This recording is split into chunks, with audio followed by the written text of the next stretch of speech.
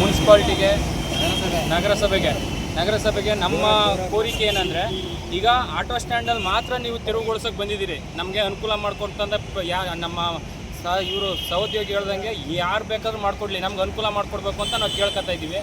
ಆದರೆ ಆಟೋ ಸ್ಟ್ಯಾಂಡಲ್ಲಿ ಮಾತ್ರ ಅನಧಿಕೃತವಾಗಿ ಇಲ್ಲಿ ಮೇಲ್ಚಾವಣಿ ಮಾಡ್ಕೊಳಕ್ಕೆ ಬಂದಿದ್ದೀರಿ ಅಂತ ಹೇಳ್ಬಿಟ್ಟು ತಡೆ ಹಿಡಿದ್ರು ನಮ್ಮ ನಗರಸಭೆ ಮುಖ್ಯಾಧಿಕಾರಿಗಳು ತಡೆ ಹಿಡಿದ್ರಲ್ಲ. ಆಯಿತು, ಒಪ್ಕೊಳ್ಳೋಣ, ಅವ್ರು ಕಾನೂನಾತ್ಮಕವಾಗಿ ಏನು ಮಾಡಬೇಕು ಮಾಡಲಿ, ತೊಂದರೆ ಇಲ್ಲ. ಬಟ್ ಮದ್ದೂರಿನಾದ್ಯಂತ ಏನೇನಿದೆ ಎಲ್ಲನೂ ತೆರವು ಮಾಡಲಿ, ಅವಾಗ ನಾವು ಅದಕ್ಕೆ ಸಪೋರ್ಟ್ ಕೊಡ್ತೀವಿ. ನಾವು ಅದನ್ನ ಬಿಟ್ಟು ಎಲ್ಲನೂ ಬಿಟ್ಟ ಮೇಲೆ ನಮ್ಮನ್ನು ಬಿಟ್ಬಿಡ್ಬೇಕು ಅಷ್ಟೇ, ನಮಗೂ ಮಾಡ್ಕೊಡೋಕ್ಕೆ ಅವಕಾಶ ಕೊಡ್ಬೇಕು ಅವರು. ಯಾಕೆಂದರೆ ನಾವು ಇರೋ ಮರ ಗಿಡಗಳೆಲ್ಲನೂ ನಾವು ನೆಟ್ಕೊಂಡು ಇದು ಮಾಡಿದ್ವಿ, ಎಲ್ಲ ರೆಡಿ ಮಾಡ್ಕೊಡ್ತೀವಿ ಅಂತೇಳಿ ಕೇಂದ್ರದಿಂದ ಆಗಿದೆ. ಕೇಂದ್ರದಿಂದ ಬಂದು ಮಾಡ್ಕೊಡ್ತಾ ಇದ್ದಾರೆ. ಅವ್ರು ಮಾಡ್ಕೊಡ್ಬೇಕಿತ್ತು ಸಾಮಾನ್ಯವಾಗಿ. ನಮ್ಮ ತಿಳಿದಿರೋ ಪ್ರಕಾರ ಅವ್ರು ಮಾಡ್ಕೊಡ್ಬೇಕಿತ್ತು. ಯಾರು ನಗರಸಭೆಯವರು ನಮಗೆ ಒಂದು ಮೇಲ್ಚಾವಣಿ ಮಾಡ್ಕೊಡ್ಬೇಕಿತ್ತು. ಆದರೆ ಬೇರೆಯವ್ರು ಮಾಡ್ಕೊಡ್ತಾ ಇದ್ದಾರೆ. ಈಗ ಮಂಡ್ಯ ನಗರಸಭೆಲೆಲ್ಲ ಇದೆಯಲ್ಲ, ಅಲ್ಲಿರೋದು ಇಲ್ಲ ಯಾಕೆ?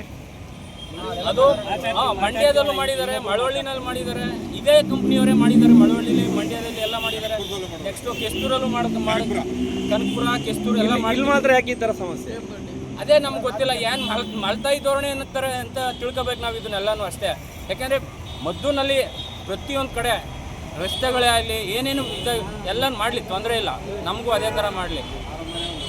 ಇಲ್ಲಿಂದ ಅಷ್ಟು ದೂರ ಹೋಗೋಕ್ಕೆ 48 ಗುಂಡಿಗಳ ಅವ್ನು ಮುಚ್ಚಿಲ್ಲ, ಚರಂಡಿಗಳಾಗಿಲ್ಲ. ಇಲ್ಲಿ TV ಸರ್ಕಲಲ್ಲಿ ಎಷ್ಟು ರಸ್ತೆ ಕಿರಿದಾಗಿದೆ, ಅದನ್ನು ಕೂಡ ಮಾಡಿಲ್ಲ. ಅದನ್ನು ಬಿಟ್ಬಿಟ್ಟು ಇಲ್ಲಿ ಮಾತ್ರ ಸಾರ್ವಜನಿಕರು ತೊಂದರೆ ಆಯ್ತದೆ ಅಂತ ಬಂದರೆ ಇದು ಏನು ಅಂತ ತಿಳ್ಕೊಬೋದು. ನಾವು ರಾಜಕೀಯ ಅಂತ ತಿಳ್ಕೊಬೇಕಾ, ಇಲ್ಲ ನಮ್ಮ ಮೇಲೆ ಏನು ಮಾಡ್ತಾ ಇದ್ದಾರೆ ಅಂತ ತಿಳ್ಕೊಬೇಕಾ? ದಯವಿಟ್ಟು ನೀವು ಮಾಧ್ಯಮದ ಮುಖಾಂತರ ನಮಗೆ ಇದನ್ನು ಬಗೆಹರಿಸ್ಕೊಡ್ಬೇಕು ಅಂತ ಕೇಳ್ಕೊತೀವಿ. ನಮ್ಮ ಆಟೋ ಚಾಲಕರ ಸಂಘದ ಕಡೆಯಿಂದ ನಾವೆಲ್ಲರೂ ಕೇಳ್ಕೊತಾ ಇದ್ದೀವಿ.